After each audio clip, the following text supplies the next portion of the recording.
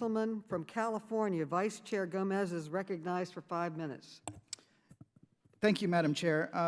First, before I start on my my more formal remarks, I want to kind of address, I was here for the opening statements by the ranking member, and he made some comments that the Democrats are trying to destroy democratic institutions and that we don't respect process.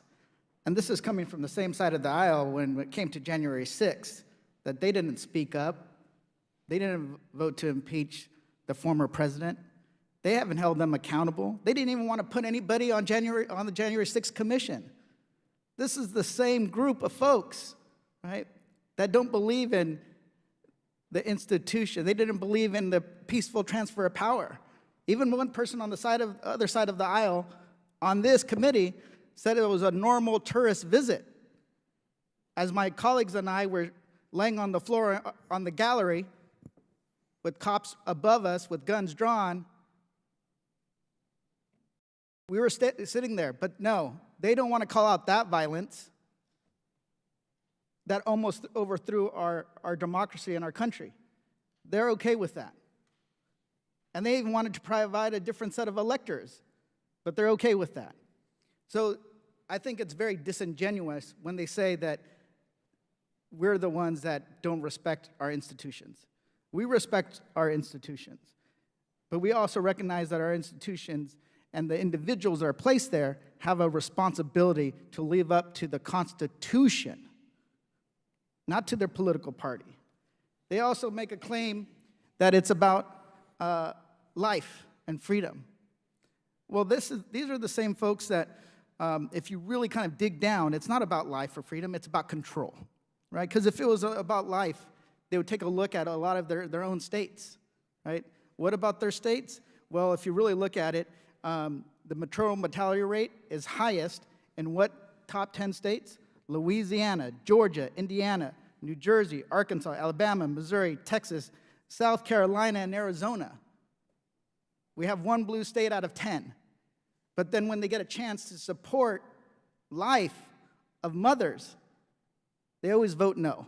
When they had a chance to increase the child tax credit, that reduced poverty from 40 to 60% in this country, that brought kids out of poverty, they voted no. When it comes to paid family leave, they vote no. When it comes to expanding the ACA, they vote no.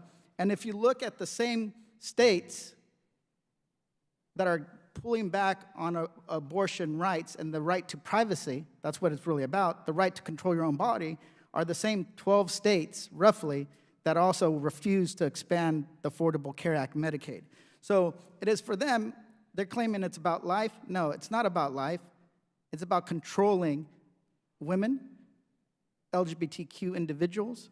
It's about controlling individuals that don't look like them, don't agree with them, and don't have the same values as them. That's what it's about.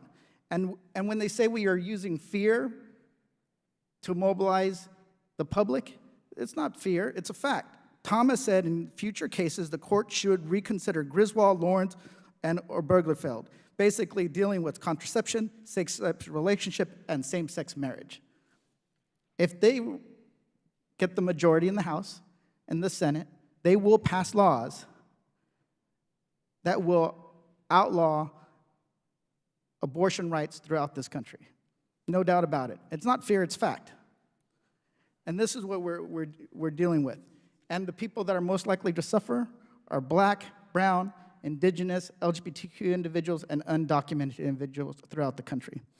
So for the panel, what do you say when these my colleagues on the other side of the aisle claim that they're pro-life? To Dr. Ms. Gross. I think there are a lot of things you could do in support of life, the gun reforms that would actually make it safe for my children to be in school. That's in support of life.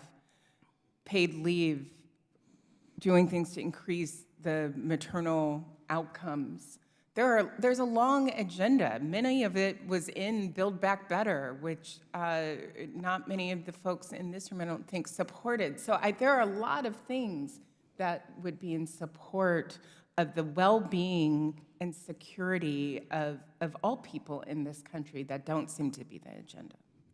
The gentleman's time has expired. Madam Chair, may I respond to what the gentleman